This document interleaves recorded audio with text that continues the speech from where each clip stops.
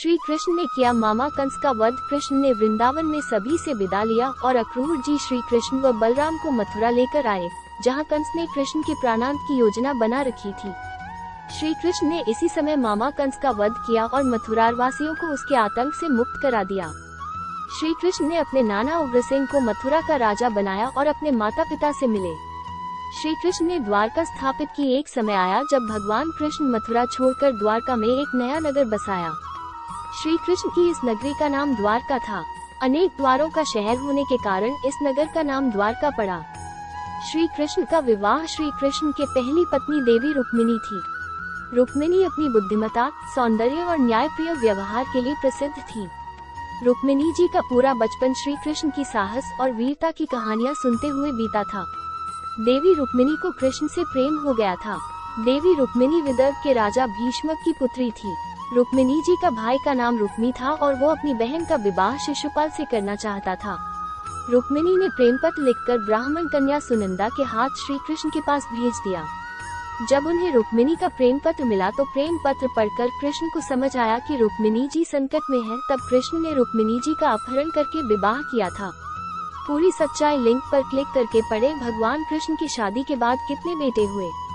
इसके बाद भगवान श्री कृष्ण ने सत्यभामा, जामवंती, कालिंदी, मित्रवृंदा, नागचती, भद्रा और लक्ष्मणा से शादी किया था। ऐसा कहा जाता है श्री कृष्ण की रानियों की संख्या 16,000 से अधिक थी। कृष्ण सुदामा की मित्रता। भगवान कृष्ण के मित्र और सहपाठी सुदामा गरीब ब्राह्मण परिवार से थे। अपने बच्चों का पेट भरना भी उनके लिए मुश्किल हो गया था। एक दिन सुदामा की पत्नी ने कहा कि हम भले ही भूखे रहें, लेकिन बच्चों का पेट तो भरना चाहिए ना। इतना बोलते बोलते उसकी आंखों में आंसू आ गए। ऐसा देखकर सुदामा बहुत दुखी हुए और पत्नी से इसका उपाय पूछा। एक दिन सुदामा की पत्नी ने कहा कि हम भले ही भूखे रहें, लेकिन बच्चों का पेट तो भरना चाहिए ना। इतना बोलते बोलते उसकी आंखों में आंसू आ गए। ऐसा देखकर सुदामा बहुत दुखी हुए और पत्नी से इसका उपाय पूछा। पत्नी ने सुदामा से कहा, आप कई बार कहते हो कृष्ण के साथ आपकी बहुत मित्रता है।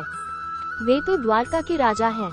आप उनसे मिलने के लिए जाना चाहिए, तो आपकी हालत देखकर बिना मांगे ही कुछ न कुछ मदद कर देंगे।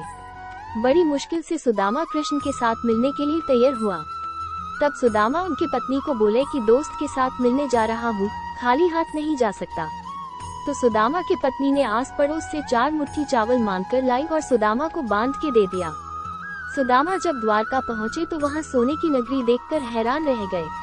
भगवान कृष्ण नंगे पांव सुदामा को लेने के लिए दौड़ पड़े। कृष्ण ने सुदामा से पूछा कि भाभी ने उनके लिए क्या भेजा है। तब सुदामा संकोच में पड़ गए और चावल की पोटली छुपाने लगे। ऐसा देखकर कृष्ण ने उनसे चावल की पोटली छीन ली। फिर भगवान कृष्ण सूखे चावल ही खाने लगे। सुदामा संकोचवश कुछ मांग नहीं सके। सुदामा जब अपने घर लौटने लगे तो सोचने लगे कि पत्नी पूछेगी कि क्या लाए हो, तो वो क्या जवाब देंगे।